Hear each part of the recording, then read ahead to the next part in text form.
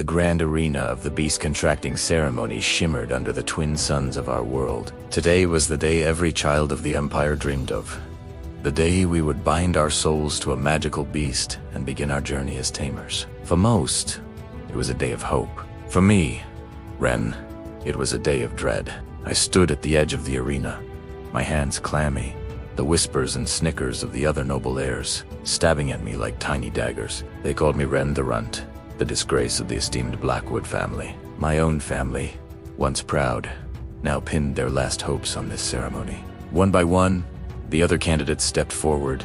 A brilliant flash of light, and a majestic flame lion appeared, its mane a roaring inferno. The crowd erupted in cheers. Next, a girl summoned a shimmering frost serpent, its scales glistening like 1,000 diamonds. Another boy contracted a formidable ironhide rhino. Each success was a fresh wave of pressure washing over me. I could feel my father's anxious gaze from the stands, my mother clutching a family crest that had seen generations of powerful tamers. They had sold our ancestral lands, our heirlooms, all for a sliver of a chance that I might summon something, anything, of worth. Finally, it was my turn. The Grand Tamer called my name, his voice echoing with indifference. I walked to the center of the massive summoning circle, my legs feeling like lead. I placed my hand on the central crystal, pouring every ounce of my will, my desperation, into it. I prayed to the ancient spirits, pleaded for a miracle. The crystal glowed, brighter and brighter, until a blinding light forced everyone to shield their eyes. For a single, breathless moment, I felt a flicker of hope. Could this be it? Was my destiny about to change? The light faded. The crowd, which had fallen silent, suddenly erupted. But it wasn't with cheers. It was with laughter, loud, cruel, echoing laughter. I dared to open my eyes. There, in the middle of the grand summoning circle, sat a thing.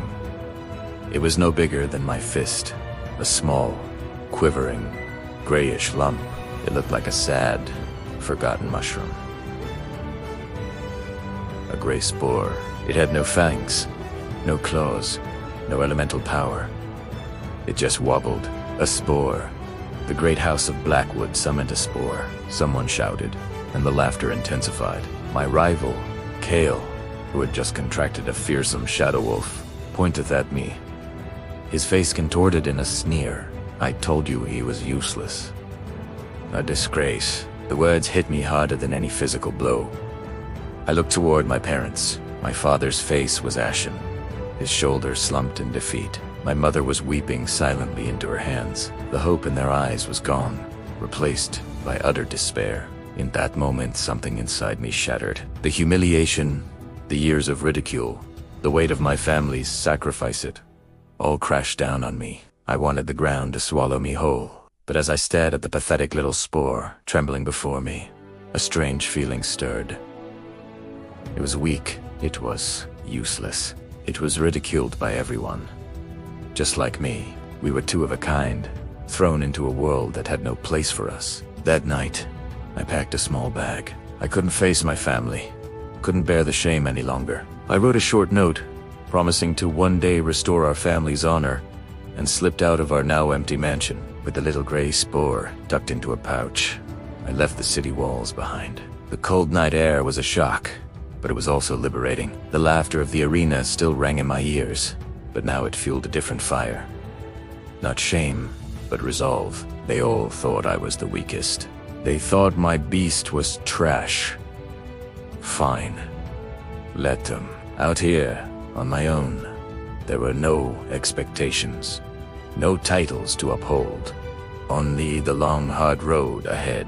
I looked down at the spore, which pulsed with a faint, warm light, as if sensing my determination. It's just you and me now, little guy, I whispered. They all laughed at us. But we'll show them.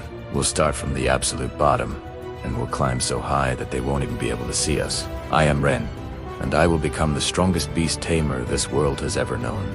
This was not an end, but a beginning. Our journey had just started. Thanks for watching, and be sure to follow, see what happens next on our adventure